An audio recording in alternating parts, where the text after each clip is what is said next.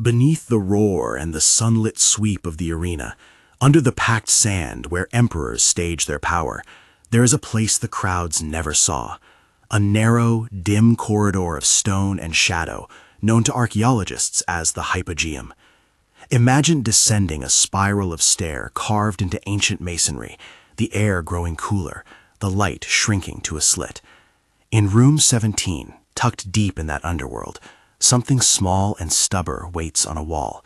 93 names, incised into the stone, each one a shallow scrape or careful cut that survived fire, collapse, and centuries of neglect. Colosseum underground, the 93 names carved in room 17. You can almost hear the scrape of metal on limestone, as if someone, long ago and in a hurry, set down the ledger of lives. These marks are not placards or monuments. They are private, intimate scratches, graffiti and inscription at once, a registry of human presence, where the spectacle above was designed to erase names and count bodies. If subterranean history intrigues you, hit subscribe and stay with this descent. To understand why those 93 characters feel like a scandal of intimacy, we need to step back into the light and remember why the Colosseum exists. Commissioned by Vespasian and opened by his son Titus in the late 1st century AD, the Flavian amphitheater was an architectural promise, a public theater of imperial largesse built on the private gardens of Nero. It was a stage for performances that mixed entertainment with authority. Gladiators, wild animal hunts called venationes, staged sea battles in earlier phases, and public executions, a choreography of power designed to pacify and mesmerize the populace. The crowds came for spectacle. The emperors came to be seen providing bread and circuses. The arena was the theater. The Hypogeum was the engine room, hidden beneath sand that soaked up the blood and the sweat and muffled the cries of those whose names were not meant to be spoken. Above, the audience waves, the masts of banners ripple, and the sand flashes under the sun. Below, the world is mechanical. 2 levels of corridors, caged lifts and trapdoors, pulleys, counterweights, and a network of holding pens for men and beasts. The Hypogeum is an underground stagecraft, a theater of illusions, where animals appeared as if by magic, and fighters rose from the depths to astonish the crowd. It is also a holding place, cramped, damp, often brutal, where the occupants were prepared for display, punishment, or death. That contrast between polished spectacle and mechanical captivity is the Colosseum's uneasy truth. Room 17 sits tucked along a secondary axis of the Hypogeum, a narrow chamber that opens onto corridors used for movement and storage rather than for grand stage effects. The chamber's stone is dense, pitted, and darkened by centuries of mineral staining and soot. On a stretch of wall roughly 1.5 meters wide, incised with a pointed tool, archaeologists have catalogued 93 separate inscriptions, short sequences of letters, initials, and marks arranged in irregular rows. Some are shallow, barely legible under the patina. Others are deeply cut, the strokes ragged but deliberate. A few show traces of overlapping, later incisions crossing earlier ones, while many occupy clean space, untouched by subsequent graffiti. Dating these marks precisely is a challenge. There is no accompanying pottery shard or organic material sealed against the incisions to give a secure stratigraphic date.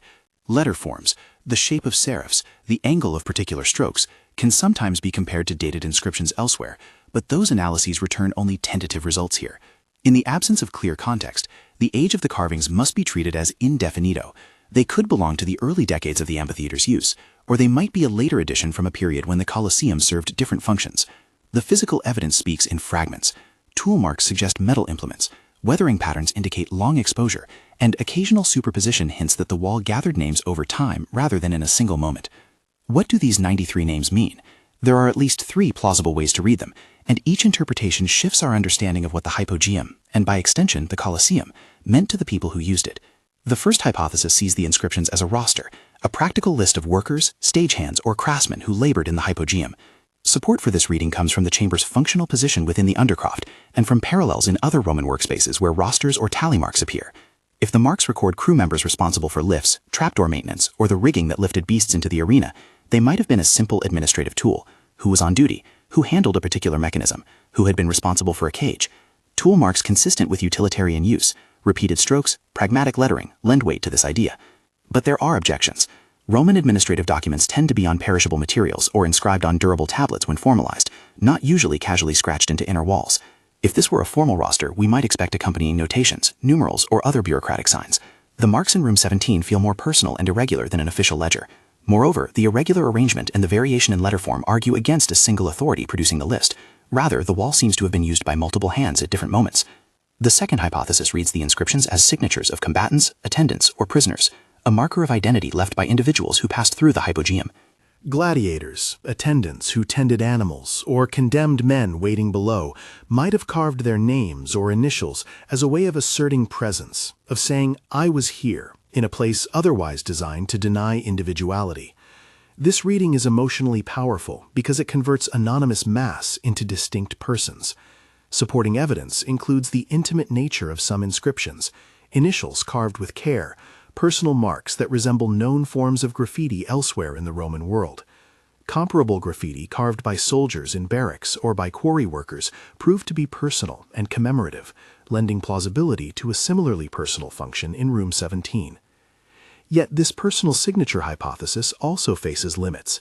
Gladiators often hoped for fame in the arena itself, their victories recorded on public monuments, sometimes even turned into celebrity. Would those seeking public renown scratch their names into a cramped chamber where no crowd could read them? Perhaps some did, especially if the marks were meant as private talismans for comradeship or as memorial marks for comrades who had died. Still, without corroborating finds, such as a wooden tally, inscribed equipment, or contextual artifacts, we cannot move beyond indefinite regarding the identities of the carvers. A third, more symbolic possibility treats the wall as a memorial space, a place where names were left after traumatic events as a form of commemoration or mourning. Roman culture, while public in many rituals, had private practices of remembrance. If an incident occurred, a collapsed stage, a disastrous series of matches, or an execution that resonated among the workers, those who remained might have marked the wall to remember those lost, to make private grief permanent. The deep cuts and occasional repetition of a single set of letters could indicate a ritualization of the act of carving. This reading is compelling because it gives the wall moral weight. The Hypogeum is not merely infrastructure, but a place where lives were lived and mourned. Again, though, the memorial hypothesis must be held as speculative. The wall bears no overt funerary language, no epitaphic formulas. There are no laurel devices or formal markers that would signal a commemorative intent in the way official monuments do. The marks are spare, lacking typical funerary vocabulary. This suggests either an informal memorial practice or a different purpose altogether. Beyond these three interpretations, a more complex possibility is that the wall of room 17 served multiple functions at different times. The same surface could have been pressed into service repeatedly, first as practical marks by crew, later picked up by gladiators or prisoners as a place to jot a name, and eventually appropriated by others who used the wall to remember. Archaeology often resists single explanations. Surfaces accumulate meanings, and the Hypogeum's wall could be a palimpsest of use, scratched and re-scratched across decades. To evaluate these hypotheses, archaeologists consider a range of evidence. Letter form analysis, comparing strokes and shapes to dated epigraphic corpora, offers tentative chronological anchors. The tool marks reveal whether iron points or softer flint were used, hinting at the socioeconomic status of the carver. Superposition, the way inscriptions overlap, indicates sequence. Associated finds in room 17 or adjacent corridors, such as fragments of rope, pieces of leather, or animal remains, could tie the inscriptions to particular activities. Yet in this case, many of those associating artifacts are absent or indefinito, leaving room for multiple interpretations and underscoring the need for caution. One crucial dimension is the human one. Names, even initials, transform our relationship to the Colosseum. Where architectural grandeur encourages us to see empires and rulers, a scratched name insists on a person. A hand that held a stylus, a breath exhaled in a dark room, a life that intersected with power and spectacle in a way that left a lasting mark. Whether those 93 scratches record who kept the lifts running, who fought, or who grieved, they convert the amphitheater from an anonymous stage into a place of particular human trajectories. This personalization matters because the Colosseum, for centuries, was narrated as a triumph of engineering and imperial will. Modern appreciation oscillated between awe at Roman technical mastery and a sanitized curiosity about exotic spectacles. The Hypogeum's names shift that balance toward moral weight. Power used spectacle to shape public opinion, bred in circuses, but the names show the human scaffolding that enabled the spectacle. They ask the modern viewer to consider not only the ingenuity of the lifts and the scale of the stone vaults, but the lives that were scheduled, concealed, and sometimes destroyed beneath the arena floor. The practice of carving names into place connects Room 17 to a broader human tendency. Across the ancient Mediterranean, from sailors scratching ships' timbers to soldiers inscribing castor walls, people left marks to claim presence in a world prone to erasure. Some inscriptions are boastful, others are small acts of defiance or comfort. The 93 names in the Colosseum's underbelly belong to that long tradition, modest, stubborn evidence that someone thought the act of inscription worth the time and risk. How does this micro-discovery, this narrow register of letters, affect the way we view monuments? It reminds us that monuments are not monoliths of intent, but layered archives. The Colosseum stones tell at least two stories simultaneously, one of political theater and engineering virtuosity, and another of the people who occupied its margins. The two are not mutually exclusive. They are entangled. The same structure that testified to imperial generosity also disciplined and commodified lives. Room 17's wall complicates any simplistic relic worship by giving us a moral lens through which to read the amphitheater. There is also a practical implication for preservation and study. Sites like Room 17 are fragile archives.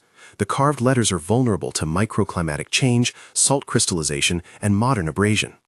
Archaeological documentation, high-resolution photography, 3D scanning, epigraphic drawing, and careful monitoring of environmental conditions becomes an ethical duty as much as a scientific one.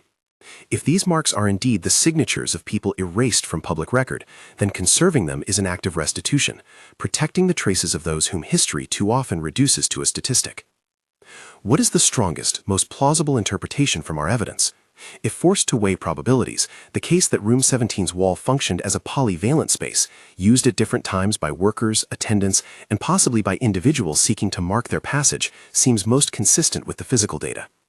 The irregularity of lettering, the superposition of marks, and the absence of formal funerary language suggest a wall that accumulated non-official inscriptions over time. That conclusion preserves the uncertainty the evidence requires while acknowledging the human core. People left their marks for reasons both practical and personal. The emotional payoff of this little discovery is simple and hard. Emperors and architects will leave monumental traces, vaults, facades, inscriptions that proclaim victories. But the small, scratched names in Room 17 endure in their quiet way. They do not speak with the voice of a senate or the cadence of a triumphal inscription. They speak with the hushed testimony of hands that once worked, waited, or wept behind the stage. In a monument designed to manage spectacle and silence, those 93 names are a kind of insubordination, evidence that ordinary lives mattered enough to be recorded, even if only at the edge of visibility. As we step back up into the light, the sand gleaming and the memory of the crowd returning to us, Room 17 remains beneath our feet as a reminder that history is not only a parade of rulers, but a braided story of anonymous people. Archaeology, at its best, is the practice of listening for those quiet voices and allowing them to reshape the loud narratives of power. The wall, with its 93 scratches, is an invitation to look closer, to temper awe with empathy, and to protect the fragile traces that connect us to those who lived within the amphitheater's shadow. If you want to explore more hidden corners of history and learn how archaeology recovers the lives that larger narratives miss, like and share this video, and consider supporting preservation efforts linked in the description. The Colosseum keeps its grandeur. Room 17 keeps its names. Both deserve our attention.